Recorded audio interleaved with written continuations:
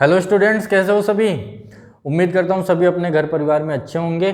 सबसे पहले तो मैं महेंद्र रमन आप लोगों का स्वागत करता हूँ आपके अपने यूट्यूब चैनल एलिवेटेड एजुकेशन पर और आप ही के संस्थान एलिवेटेड एजुकेशन पर।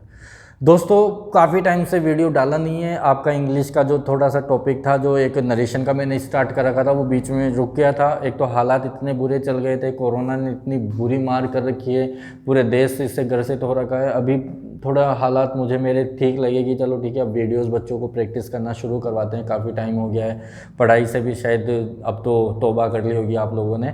तो बेटा वो तौबा वगैरह को तो सबको छोड़ो और वापस से प्रैक्टिस पे लगना है अब, ठीक है। मैंने आप लोगों को इससे पहले एक वीडियो में आप लोगों को डमरू वाली कहानी सुनाई थी ना, तो वो वाला सीन होने वाला है। डमरू कभी भी बज सकता है, तो बेटा ध्यान रखो। आप लोग अपनी एजुकेशन को आप कंटिन्यू करो, आपकी प्रैक्टिस को कंटिन्यू करो और आपके जो आने वाले एग्जाम्स है, जैसे ही लॉकडाउन खुलेगा सारे एग्जाम्स की डेट दबादब जल्दी जल्दी आप लोगों की एग्ज़ाम की डेट्स आने वाली है। तो आप भी बस अपनी प्रैक्टिस स्टार्ट कर दो और अपनों का भी ध्यान रखो और ख़ुद का भी ध्यान रखो। बस मेरा तो इतना सा ही कहना है। अभी आप लोगों का लास्ट टाइम जो इंग्लिश की क्लास में जो मैंने छोड़ा था उसको कंटिन्यू करेंगे, उसके बाद में आपकी रेगुलर क्लासेस चलेगी। एक बहुत ही अच्छी खबर आप लोगों के लिए लेके आया हूँ। खबर ये है कि मतलब एक तरीके से आप लोगों के लिए अच्छी बात ही है कि पहले इससे पहले इंग्लिश की क्लासेज ही चल रही थी ना, अभी आप लोगों के लिए जीके की क्लासेस भी आप लोगों को यहाँ से मिलेगी। आप लोगों के लिए इंडिया जीके की, राजस्थान जीके की कंटिन्यू अब क्लासेज आप लोगों को यहाँ से मिलने वाली है। तो आप लोग बिल्कुल जुड़े रहिए हमारे साथ में। अपने आसपास के बच्चों को भी बताओ, अपने रिश्तेदारों को, मित्रों को, जितने मिलने वाले हैं सबको बताओ। और बहुत अच्छे लेवल पर बेटा आप लोगों को जो एग्जाम में क्वेश्चन बनते हैं ना, कंपटीशन एग्जाम्स में जो क्वेश्चन आते हैं, सिर्फ वो कंटेंट मैं आप लोगों को पढ़ाने वाला हूँ। तो आप बिल्कुल निश्चिंत रहें इस मामले में कि क्या पढ़ाया जाएगा क्या नहीं पढ़ाया जाएगा। कंटेंट आपको पूरा का पूरा एग्जाम का कंटेंट मिलेगा, बिल्कुल एग्जाम मटेरियल आप लोगों को पढ़ाया जाएगा, ठीक है। तो इस चीज़ के लिए आप अवेयर हो जाएं, अपने आसपास वालों को भी अवेयर कर दें कि बिल्कुल पढ़ाई से संबंधित आपका जो ये जीके से रिलेटेड जो क्लासेस अब मैं आप लोगों के लिए शुरू करने वाला हूं, उसमें आप लोगों को पूरा कंटेंट एग्जाम का मिलेगा, ठीक है। आप कोई सा भी एग्जाम दो, जीके का, अगर इंडिया जीके पढ़ रहे हो तो आप एसएससी का एग्जाम दो, आप कोई सा भी एग्जाम दो, कोई दिक्कत नहीं आएगा। कहीं पे भी कोई क्वेश्चन ऐसा नहीं है कि फालतू के क्वेश्चन कराऊंगा, बिल्कुल एग्जैक्ट क्वेश्चन आप लोगों को डायरेक्ट एग्जाम में मिलने वाले हैं। इसी प्रकार से राजस्थान का कोई सा भी एग्जाम दे रहे हो तो राजस्थान की ज्योग्राफी हम सबसे पहले शुरू करेंगे। तो राजस्थान की ज्योग्राफी से रिलेटेड कोई क्वेश्चन नहीं है अटकने वाला है बेटा, जो एग्जाम से पूछे हुए हैं वो। साथ ही जो एग्जाम में अब आने वाले एग्जाम्स में जो महत्वपूर्ण क्वेश्चन है वो मैं सारे आप लोगों को करवाने वाला हूँ, ठीक है। अभी हम शुरू करते हैं। लास्ट क्लास में जो मैंने आप लोगों को स्किप कर दिया था, जैसे कि हम रूल नंबर 5 की बात करने वाले हैं। अब रूल नंबर 5 क्या कहता है बेटा? रूल नंबर 5 कहता है, हम डायरेक्ट इनडायरेक्ट स्पीच पढ़ रहे थे, ठीक है, नरेशन हम पढ़ रहे थे। नरेशन में हमारा रूल नंबर 5 ये कहता है कि यदि आरएस का वाक्य, आरएस का वाक्य समझते हो क्या होता है? आरएस का वाक्य यानी रिपोर्टेड स्पीच। भूल गए होंगे अब तक तो, रिपोर्टिंग वर्ब, रिपोर्टेड स्पीच। तो वापस से पहले पुराना वाला वीडियो देख लेना और यहाँ तक वापस से कंटिन्यू आ जाना, ठीक है। तो रूल नंबर 5 को पढ़ने से पहले मैं आप लोगों से रिक्वेस्ट करता हूँ कि पहले के सारे इसके रूल नंबर 1, 2, 3, 4 पूरा पढ़ के आए, उसके बाद में रूल नंबर 5 को देखें। यदि आरएस का वाक्य कैसा हो बेटा? आरएस का वाक्य हो आपका ऑप्टेटिव। ऑप्टेटिव वाक्य क्या होते हैं? ऑप्टेटिव वाक्य में क्या आएगा? देखो आपका क्या आएगा, सबसे पहले तो विश, किसी को विश करना, प्रे करना, विश करना, प्रे करना। कर्ज, कर्ज का मतलब कौन बताएगा बेटा? कर्ज का मतलब बताओगे क्या कोई? कर्ज का मतलब क्या होता है? कर्ज का मतलब होता है श्राप देना, ठीक है। और एक आपके आ गया ब्लेस, ये होता है श्राप। बाकी तो सभी के लिए सब कॉमन है। ब्लेस यानी आशीर्वाद, प्रे प्रार्थना, विश। अगर वाक्य के अंदर इनका सेंस आ जाता है तो समझ जाना वाक्य कैसा है, ऑप्टेटिव टाइप का है। और ऑप्टेटिव टाइप के वाक्यों का हम नरेशन कैसे बनाते हैं, तो देखो स्टेप नंबर 1। स्टेप नंबर 1, अगर विश आ गया तो विश्ड,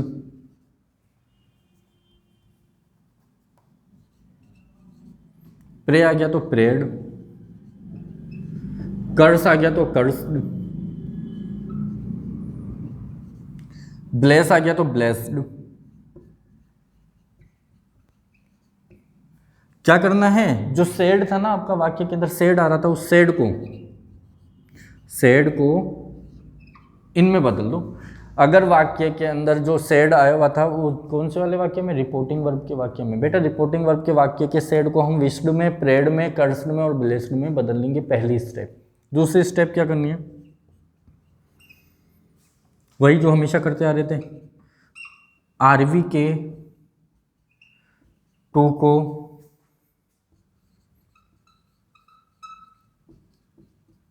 रिमूव करें। ठीक है, यहाँ तक पूरा दिख रहा होगा ना। ठीक है, आरवी के टू को रिमूव करें। स्टेप नंबर 3 की बात करूँ तो बेटा आरवी के टू के बाद में हम एंटर करने वाले होते हैं अब दोनों वाक्यों को, आरवी के और आरएस के सेंटेंस को जोड़ते हैं तो एक कनेक्टर का यूज़ करते हैं। ध्यान रखना, कनेक्टर यानी कि दोनों वाक्यों को या दोनों सेंटेंसेस को, यानी कि कौन कौन से, आरवी एंड आरएस के वाक्यों को कनेक्ट करने के लिए किससे जोड़ेंगे, को डेट से कनेक्ट करें या जोड़ें। ये तीनों चारों स्टेप समझ में आ गई, 3 स्टेप समझ में आ गई। चौथी स्टेप के लिए देखो क्या करना है, स्टेप नंबर 4 क्या करनी है आपको,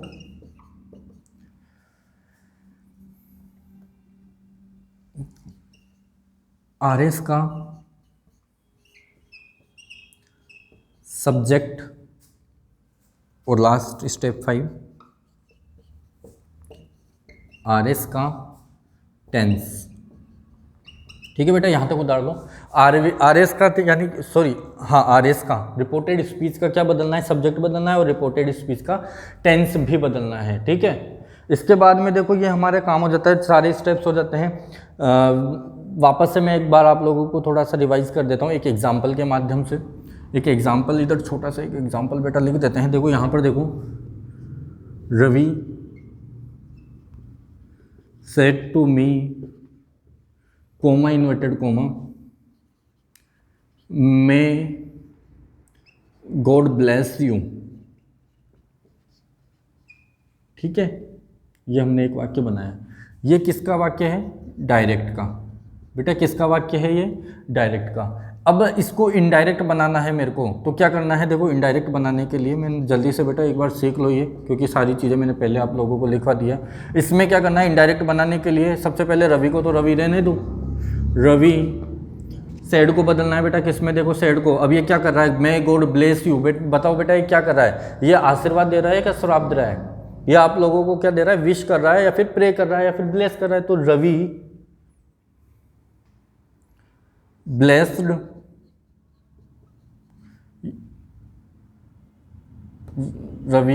ब्लेस्ड टू को रिमूव कर दूं, मी डेट से जोड़ना है दोनों वाक्यों को। ठीक है, मी लगा दो, डेट से दोनों वाक्यों को जोड़ दो। डेट लगाने के बाद में देखो, Ravi said to me comma inverted comma may God bless you, comma inverted comma को हटा करके डेट लगा दिया। अब लेके आओ सब्जेक्ट, सब्जेक्ट कौन है यहाँ पर, देखो गॉड, डेट गॉड में। अब क्या करना है आपको, सब्जेक्ट बदलने के बाद में अगला स्टेप क्या करना है, आरएस का टेंस बनना है, यानी कि पांचों स्टेप आ गया पे। तो डेट गॉड मे को बदल दो बेटा किसमें, माइट में। That God might bless, bless ही रहेगा क्योंकि मे माइट वगैरह आ जाते हैं तो उनके साथ में वर्ब की फर्स्ट फॉर्म ही आती है। ब्लेस और यू, देखो यू कौन सा पर्सन है अभी यहाँ पे, सेकंड पर्सन है क्या। यू कौन सा पर्सन होता है, second person change by the object. Object देखो यहाँ पर लिख लो यू। सब्जेक्ट बदलने वाला वीडियो वापस से आप लोग रिवाइज कर लेना बेटा, सब्जेक्ट कैसे बदलते हैं। शायद पहले या दूसरे वीडियो के अंदर ही मैंने आप लोगों को बता रखा है नरेशन का सब्जेक्ट कैसे बदलते हैं। ठीक है, तो सब्जेक्ट बदलने के लिए देखो वापस से थोड़ा सा शॉर्ट में बताता हूँ। यू योवर यू लिख लो एक बार यहाँ पर, क्योंकि यू को बदलना है, किससे बदलना है, ऑब्जेक्ट से, मी से बदलना है। तो मी का यहाँ पर लिख लो आई माई मी। ठीक है, तो अभी देखो ये कौन सा वाला यू है, ये रहा यू, इस यू के ऊपर कौन है, मी। ठीक है, तो अभी मैंने क्या बनाया, Ravi blessed me comma inverted comma को हटा करके डेट लगा दिया, that God might bless me. ठीक है बेटा, इस प्रकार से आपको क्या करना है, सब्जेक्ट चेंज करना है। एक बार यहाँ तक उतारो, फिर एक उदाहरण और करके बताता हूँ मैं। हाँ जी बेटा, देखो उदाहरण करते हैं एक।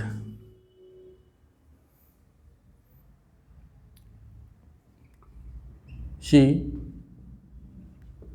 said comma inverted comma may live long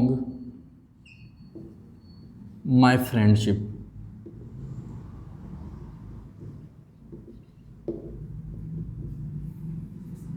ठीक है, एक वाक्य मैंने लिखा है, she said comma inverted comma may live long my friendship.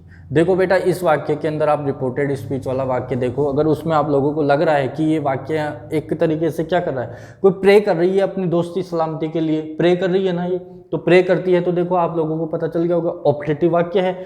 Optative का हम नरेशन कैसे बनाते हैं मैंने अभी अभी आप लोगों को पता है। स्टेप नंबर 1 फॉलो करो, कोई प्रॉब्लम नहीं आएगी बेटा वाक्य बनाने में। शी का शी उतार दो, सेड को किस में बदलना है बेटा, ये देखो हम क्या क्या डिसीजन लेते हैं, प्रे कर रही है ना ये, तो प्रेड, शी प्रेड, टू को हटाते हैं, टू पहले से ही नहीं लगा हुआ है, ठीक है। क्या करते हैं, कोमा इन्वर्टेड कोमा को हटा करके दोनों वाक्यों को डेट से जोड़ दो, शी प्रेड डेट। बेटा बताओ बेटा, यहाँ तक समझ में आया ना। यहाँ तक समझ में आता है तो अगली स्टेप क्या करते हैं, हम अंदर एंटर होते ही क्या करते हैं, सब्जेक्ट लेके आते हैं। सब्जेक्ट कौन है, she prayed that may live long my friendship. बेटा ये माई फ्रेंडशिप है ना, वो है यहाँ पर सब्जेक्ट, ठीक है। इस फ्रेंड्स माई फ्रेंडशिप को लेके आओ, दैट माई को यहाँ पर लिखो एक बार। तो ये माई कौन सा पर्सन है, फर्स्ट पर्सन। फर्स्ट पर्सन में देखो पूरा का पूरा सेट बना के लिख दो, आई माई मी। फर्स्ट पर्सन, ये लो first person change by the subject of reporting verb. Reporting verb का सब्जेक्ट कौन है, शी। ये लो मैंने शी लिख दिया, हर लिख दिया, फिर हर लिख दिया। बताओ माई के नीचे कौन है, हर है ना, बताओ लिखोगे क्या, that her friendship. Okay, her friendship. उसके बाद में मे का किस में बदल दो, माइट में बदल दो। टेंस बदलना है ना, टेंस बदल दो, माइट लिव लॉन्ग। आया क्या समझ में, बताओ उदाहरण समझ में आया ना, ठीक है। इसके बाद में एक उदाहरण और कर लेते हैं।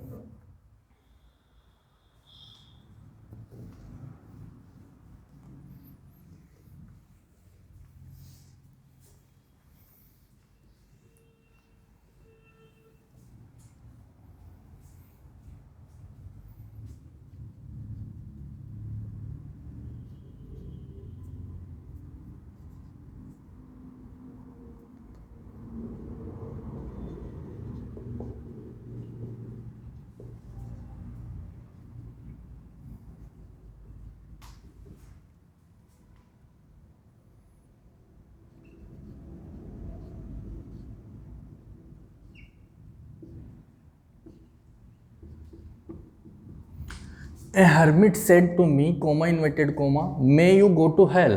देखो इस वाक्य में आप लोगों को पता है ना कि आशीर्वाद दे रहा है क्या, बताओ आशीर्वाद दे रहा है क्या, नहीं दे रहा है ना आशीर्वाद, तो वो तो क्या दे रहा है, कर्ज कर रहा है, यानी कि श्राप दे रहा है। श्राप देता है तो देखो क्या करना है, ए हर्मिट को हर्मिट ही रहने दो, ए हर्मिट सेड को बदल दो किस में बेटा, कर्स्ड में।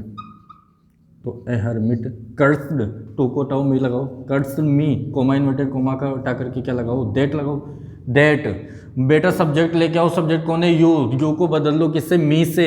ये वापस से लिखो you, your, you.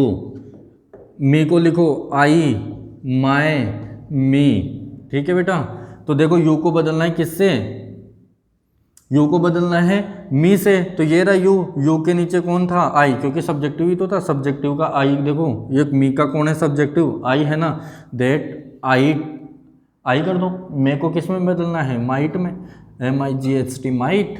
That I might go to hell. बताओ समझ में आएगा बेटा, ठीक है। इस प्रकार से आपका ये ऑप्टेटिव वाले वाक्य आपके सारे क्लियर हो जाएंगे, ठीक है। ऑप्टेटिव सेंटेंसेस में बस बेटा ज़्यादा कुछ भी नहीं होता है, बस आप लोगों को ध्यान रखना है कि कर्स लगाना है, प्रे लगाना है या फिर विश्ड करना है, ठीक है। इस प्रकार से ध्यान में रखना है। इसके बाद में हमारा रोल नंबर आ जाता है नेक्स्ट वाला, ठीक है रोहित भैया, रोल नंबर नेक्स्ट।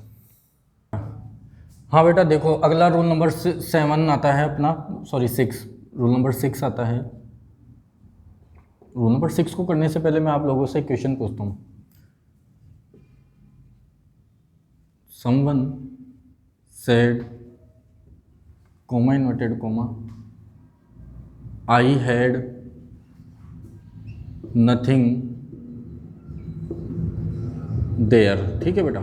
एक क्वेश्चन है, someone said comma inverted comma I had nothing there. इस क्वेश्चन को करो, अगर इसको करते हैं तो देखो समझ में आया होगा कुछ तो इसको देखो थोड़ा सा, इसका एग्जाम में क्या है कि क्वेश्चन पूछा हुआ है, इस टाइप का क्वेश्चन एग्जाम में आता रहता है, तो थोड़ा ध्यान रखना।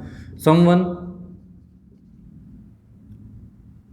सेड को सेड ही रहने दो बेटा, ऐसा कुछ है नहीं इसमें, भाव है नहीं कि प्रे कर रहा है, रिक्वेस्ट कर रहा है या फिर कुछ ऐसा है, तो सेड को सेड ही रहने दो, क्योंकि ऑब्जेक्ट भी नहीं है आगे, टू भी नहीं हटाना है क्योंकि है ही नहीं, तो टू कैसे हटाएंगे, कोमा इन्वर्टेड कोमा को हटा करके दैट लगा दो। Someone said that, coma inverted comma को हटा करके दैट से जोड़ा, आई को बदलो, आई कौन है बेटा, फर्स्ट पर्सन है क्या, आई को समवन से बदलो, समवन कोई आदमी हो सकता है, ही या शी हो सकता है, ठीक है, तो आई को अगर हम समवन से बदलेंगे तो समवन का जो होगा, आपका जो सब्जेक्ट होगा वो आई या शी होगा, वो ही या शी होगा, तो मैंने दैट ही कर देता हूँ इसको, दैट ही।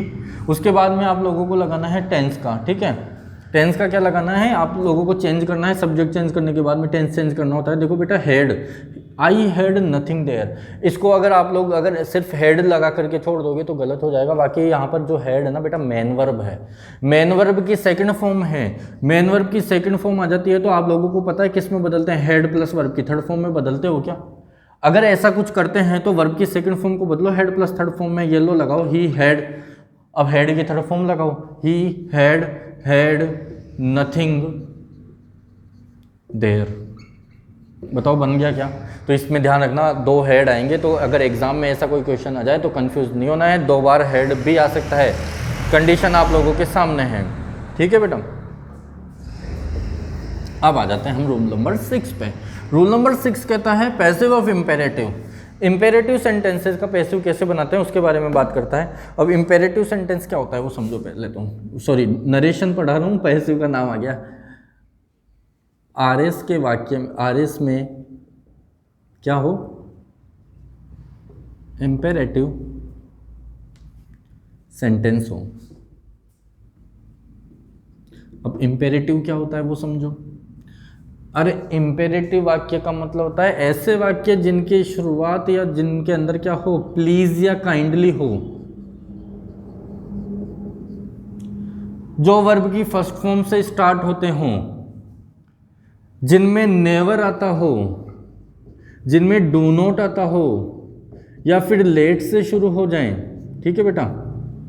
ऐसे वाले वाक्य जो होते हैं वो ध्यान रखना वो इम्पेरेटिव टाइप के वाक्य होते हैं। ऐसे वाक्यों को विशेष प्रकार से बनाया जाता है, उसके लिए भी आप लोग स्टेप्स लिख लीजिए। अगर आरएस में यदि यानी कि आपका डायरेक्ट का सेंटेंस इनसे रिलेटेड आता है तो सबसे पहले स्टेप नंबर 1 क्या करेंगे, step number 1 please kindly, verb की first form never, do not, अगर लेट अगर बाद आदि से अगर वाक्य शुरू होता है ना बेटा, तो ध्यान रखना आपको शुरुआत करनी है सबसे पहले तो सेड को, ऑर्डर्ड,